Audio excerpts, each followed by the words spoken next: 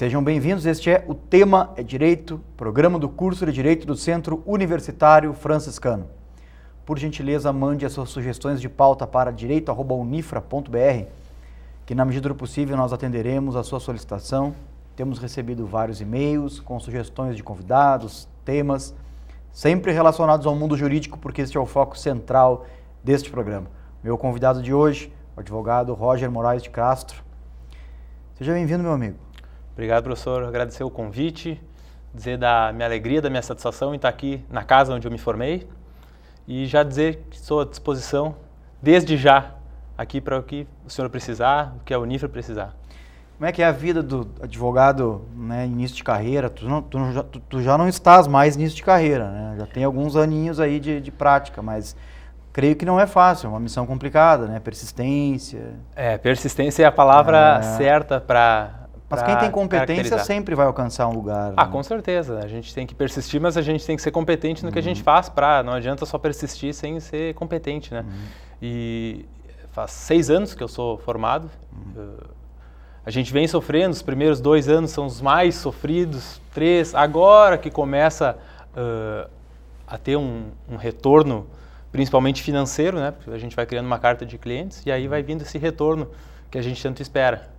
Né? Mas ainda falta muito, a gente sabe, mas a ideia é continuar trabalhando, continuar estudando, para poder atender sempre bem a nossa clientela. Eu sempre pergunto isso para o pessoal do direito penal que vem aqui no programa, né? Eu sei que hoje tu está um pouco mais, que tu tende um pouquinho mais para uma atuação para o penal também, né? Eu sempre pergunto o seguinte, o que vocês visualizam no direito penal como um elemento sedutor do direito, né? Por que o direito penal? Eu sempre pergunto isso para os penalistas aqui, porque é uma coisa até que... O nosso telespectador, quando ele me encontra na rua, ele sempre, olha, não lembro de perguntar lá para o professor do penal quando for, por que direito penal? Por que se interessar por essa área do direito? Eu acho que o direito penal ela é uma área que trabalha especificamente com a pessoa, né? com pessoas, com gente diretamente, a pessoa com a liberdade, né? Do ir e vir. Então isso é uma coisa que instiga o profissional a trabalhar, me instiga as injustiças que essas pessoas vêm sofrendo, então isso é uma coisa que causa uma paixão, um amor pelo direito penal, que os outros advogados têm amor por outras áreas, mas o direito penal ele é mais instigante por isso, por tratar com a liberdade das pessoas e diretamente com as pessoas, né? Com o problema da pessoa, a liberdade da pessoa, que é a coisa mais importante que uma pessoa tem hoje, é a liberdade, né? Tu sabes que eu nunca trabalhei com direito penal, assim, na prática, né? Quando eu comecei a advogar, eu até tive alguns processos, mas depois eu acabei indo para a área do direito civil, do processo civil, que é a área que eu me identifiquei, né? E tradicionalmente, mas o que eu prezava no direito penal é essa peculiaridade fática que ele tem. Ele é muito mais fático, ele enfrenta muito mais decisivamente a questão de fato da relação jurídica do que o direito civil. Claro que o direito civil é muito fático também, mas me parece, assim, me corrija se eu estiver errado, Roger, que o direito penal ele tem essa característica, né, o processo penal ele tem esse viés muito mais fático do que os outros processos, e talvez a maior prova disso é que num comparativo entre, por exemplo, processo penal e processo civil, o número de peças, de recursos do processo penal ele é muito inferior. Claro. Muito. Não? Se você pegar o número de recursos ali, por exemplo, meu Deus, né? O processo civil ele tem muito mais recursos em regimentos internos, no próprio Código de Processo, do que o direito penal e do que o processo penal. Tu vê por aí também essa questão, né? Claro, não, vejo sim, concordo plenamente com o senhor a respeito disso, desse número de peças que o senhor disse, de recursos. O direito penal ele é um pouco mais limitado e a gente trabalha muito mais com fatos, né? O direito penal ele envolve casos e casos são fatos, são a prova do fato, então acho que é por isso um pouco, né, a diferença. No direito civil a gente vai discutir contrato, vai discutir papel, vai discutir, enfim, e o direito penal a gente discute atos humanos, vamos dizer assim, né? Atos pessoais. Então, acho que talvez seja essa uma das razões disso que o senhor vem defendendo. O próprio tribunal do júri é um ambiente penal, né, processual penal, e obviamente penal é interessante para se compreender isso, porque ali o advogado também ele exerce, né, uma influência em relação aos jurados de compreensão do próprio fato, né, de como, porque obviamente não tem como você transportar a pessoa que está ali para um momento pretérito, né? Isso é metafísico, absolutamente metafísico. Então ali a função do advogado é uma função de representação de uma realidade que ocorreu na sua percepção. né? Claro, o tribunal de júri é exatamente isso. A gente pega o processo e a gente mostra como aconteceu, como a nossa visão dos fatos, né, que aconteceram. É exatamente isso. É uma forma de o advogado vai lá se expressar para mostrar os fatos. A gente não debate a técnica processual, claro, mas para o jurado a gente tem que explicar os fatos, o que aconteceram, o que diz a nossa Constituição, a nossa lei, o que pode se encaixar ali naquele fato, né? Tem muita técnica, é óbvio que tem, né? Claro, né? Como, né, o direito como um todo é técnica, e ele tem uma tradição que justifica isso. Principalmente ali depois do século XIX, o direito ele se tecniciza muito por influência do cartesianismo, da filosofia iluminista e tal. Mas o direito penal eu ainda vejo assim dentro desse ambiente mais conectado com o fato, com a realidade fática do que os outros ramos do direito. Talvez o brilho dele justamente seja esse. Seja esse, claro. Na verdade, muitos advogados, muitos julgadores, eles esquecem um pouco da técnica do direito processual penal, do direito penal, na hora de trabalhar com o processo. Às vezes, advogado, o próprio juiz, o Ministério Público, ele vem debatendo fatos, tá, mas e a técnica? A técnica está sendo respeitada? Apesar do direito ter essa questão de trabalhar bastante com o fato, a gente tem uma técnica, né? A gente tem uma Constituição que estabelece os parâmetros que devem ser utilizados no processo e no direito penal. Então, às vezes, o próprio advogado e o julgador, ele esquece um pouco que existe uma técnica por detrás daquilo. E que a técnica ela tem que ser conciliada, né, com os fatos, utilizar os fatos dentro das técnicas possíveis, né, do direito processual penal. Claro que a gente está falando aqui mais do lugar da advocacia, né? Nós estamos falando do lugar de quem decide, no lugar da magistratura, por exemplo, porque esse sim, ele está obviamente limitado, né, pelo sistema, e é isso que inclusive algumas pessoas não entendem isso, né? Algumas pessoas, principalmente aquele que não é relacionado com o direito, entende que o juiz deve ter amplos poderes para julgar como ele entende, a partir da sua moral, né, das suas convicções pessoais, do seu achismo sobre o caso, e etc. E quando, na verdade, os juízes, como se sabe, estão limitados, principalmente pelo texto constitucional. Então, é importante que a sociedade fique ciente disso, né? Existe ali uma limitação que é legal e supralegal também, né? Aí, em razão de tratados internacionais, etc., que impedem que o magistrado diga o que ele pensa sobre. Sim, é importante falar sobre isso também. Muito disso é em razão da Lava Jato, né? A Lava Jato, ela nos fez ter um herói brasileiro. Hoje a gente tem um herói que é o juiz da Lava Jato, né? O Dr. Sérgio Moro, que é um excelente juiz. Ele quando ele julga, ele estabelece nas suas sentenças parâmetros e é uma sentença que ela é bem feita. Ele não é um mau juiz, só que ele é visto como um herói pela população. E isso é muito criticado pelos advogados criminalistas, né? E a população muitas vezes não entende o porquê dessa crítica, o porquê dessa questão de ficar batendo no Sérgio Moro. A gente vê que o Sérgio Moro, ele é um bom juiz, tecnicamente falando, só que ele extrapola algumas coisas em razão da mídia, né? E da população que enxerga ele como um herói e não vê que o juiz ele deve ter alguns limites, né? E a mídia, ela influencia demais nesse papel. O que é importante que se diga é que essas limitações impostas à magistratura são limitações que, ao fim e ao cabo, elas vão servir para a concretização do próprio projeto democrático do Estado. Não se faz Estado democrático de direito com arbitrariedade, com decisionismos, etc., né? Por isso que são importantes esses limites. A gente só entende isso, claro, nós que trabalhamos com isso, talvez a gente entenda isso um pouco mais de facilidade, mas quem não é do direito só vai entender realmente o que significam essas limitações quando sentar no banco dos réus. Aí vai entender. Aí vai entender, vai sofrer na pele e vai ver que aquilo que o advogado, que ele tanto dizia que é o sem vergonha, isso e aquilo, por estar defendendo um réu, um denunciado, ele é uma pessoa do bem e ele faz um trabalho que é dentro dos seus ideais e das suas características, né, de ser advogado. A gente vê, por exemplo, o caso da delação premiada na Lava Jato. A delação premiada, hoje, ela virou um instituto que... Eu não estou fazendo uma crítica à delação premiada. Eu acho que a delação premiada é um instituto muito bom, muito interessante, desde que usada de maneira correta. A delação premiada, hoje, ela vem sendo usada da seguinte forma. Alguns negam isso, mas ela vem sendo... A pessoa é presa para poder falar, para poder delatar. Então isso é uma espécie de uma tortura, não é uma tortura física, mas quem sabe também uma tortura física por a pessoa estar presa, mas é uma tortura moral. Tu leva o cidadão à cadeia, prende o cidadão para forçar ele a delatar. Isso é uma coisa totalmente ilegal, se a gente for ver o que diz a nossa Constituição, né? Digamos que nós deveríamos levar mais a sério o Instituto da Delação Premiada, da colaboração premiada, né? Sim. Tecnicamente falando. Mas assim, como é que tu vê esses processos de grande impacto nacional? Assim, a Lava Jato é um processo que revoluciona, né, o estado da arte penal brasileiro, né? Um processo, em tese, sem precedentes no Brasil. Como é que, assim, para a gente fechar esse primeiro bloco, tu vê a Lava Jato, assim, no contexto geral, como algo positivo, ou agora, né, associado a uma perspectiva política outra, né, principalmente pós-governo Temer, ali tu vê um certo enfraquecimento desse fenômeno?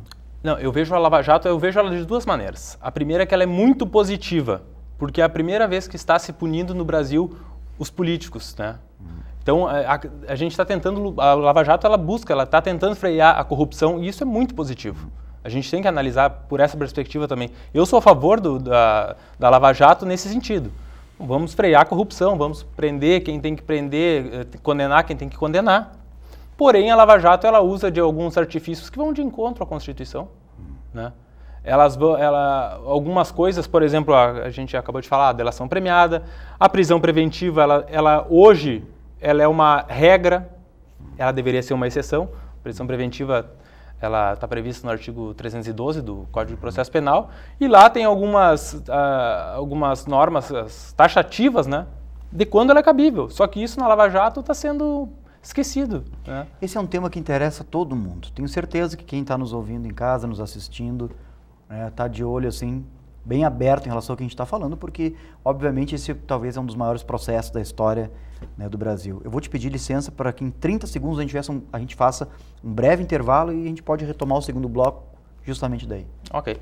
Pode ser? Pode ser, combinado. Então, fique conosco, nós já retornamos, não saia daí, por gentileza.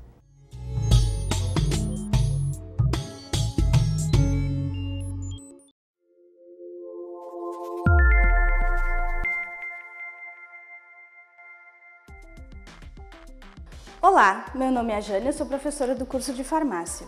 Estou aqui hoje para conversar um pouco a respeito do uso racional de medicamentos. Um tema que gera bastante dúvida é o uso de álcool junto ao medicamento. Se pode ou se não pode. Essa resposta é uma resposta complexa, porque cada medicamento ele vai interagir de uma maneira diferente com o álcool. Nós temos, por exemplo, o caso do ômega 3, que o seu uso concomitante com o vinho em doses moderadas é benéfico, por exemplo, a pacientes com problemas cardíacos. Em outras situações, como é o caso do uso de medicamentos que induzem o sono, essa interação pode potencializar esse medicamento, levando a efeitos adversos. Outros medicamentos podem ter o efeito diminuído junto com o uso do álcool. Quer saber mais? Fique atento às dicas do curso de farmácia.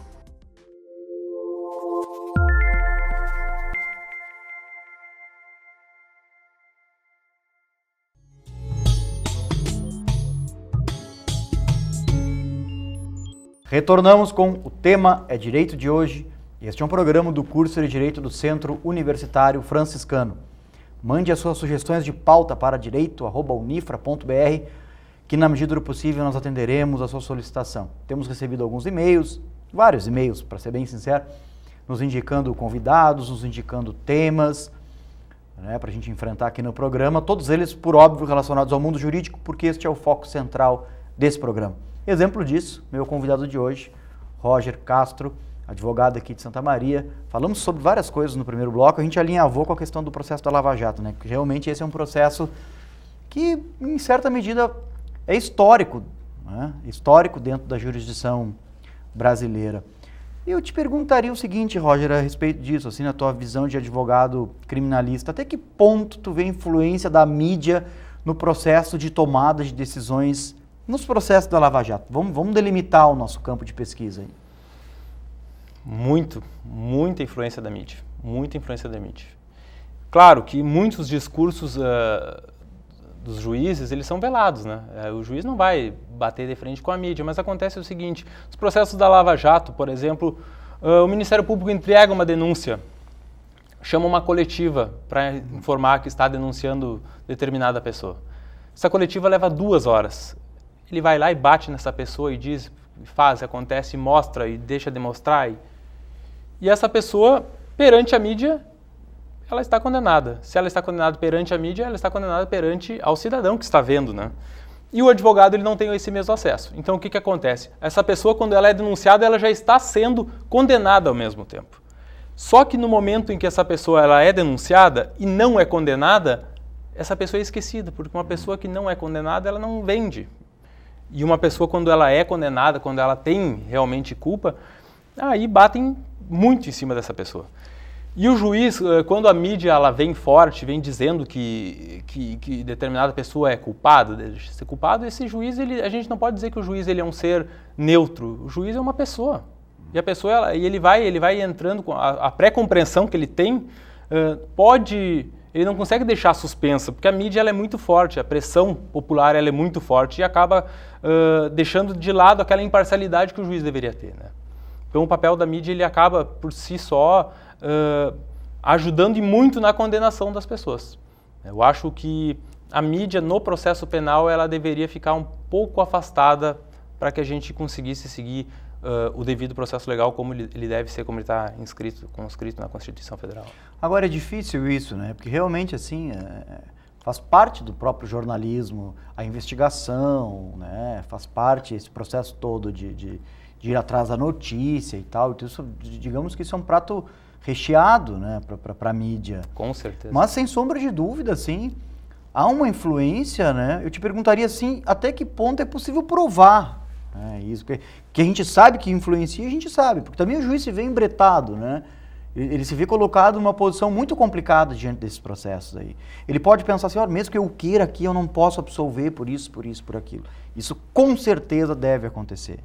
Só que isso não é direito, né? Não é direito com letra maiúscula, Sim. Não faz parte do mundo jurídico isso. Então eu queria te ouvir um pouquinho sobre esse... Como é que tu vê esse processo se é possível, refinar um pouco a minha pergunta, se é possível em algumas determinadas circunstâncias você estabelecer meios de prova que demonstrem que naquela decisão X há uma influência midiática ali, que obviamente acabou condicionando para um lado ou para o outro. A grande dificuldade de a gente fazer essa prova aí é porque o juiz ele toma o maior cuidado para não colocar isso no texto, né? Falando do juiz Sérgio Moro, que é um juiz muito técnico, muito inteligente, né?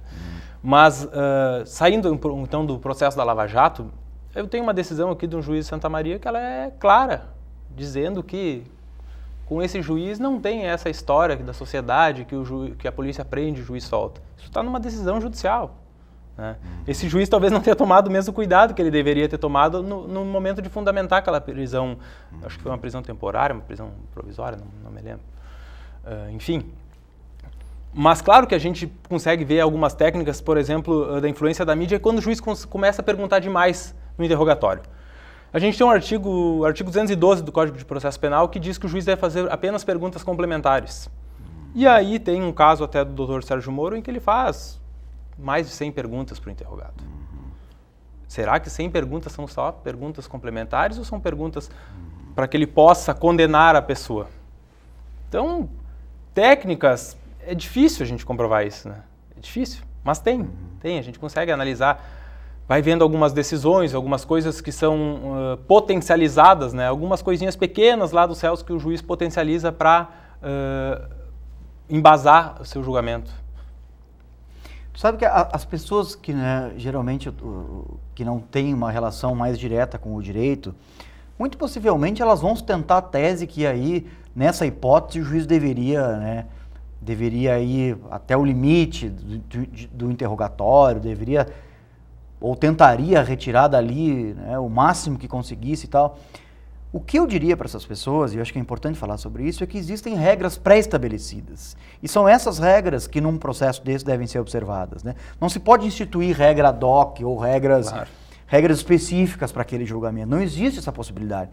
Como dissemos no primeiro bloco, né, num Estado que se proclama democrático do direito, existem regras que são pré-estabelecidas por padrões que são estabelecidos também pela própria sociedade. E juiz nenhum pode estar acima disso, né? Nem juiz, nem ninguém.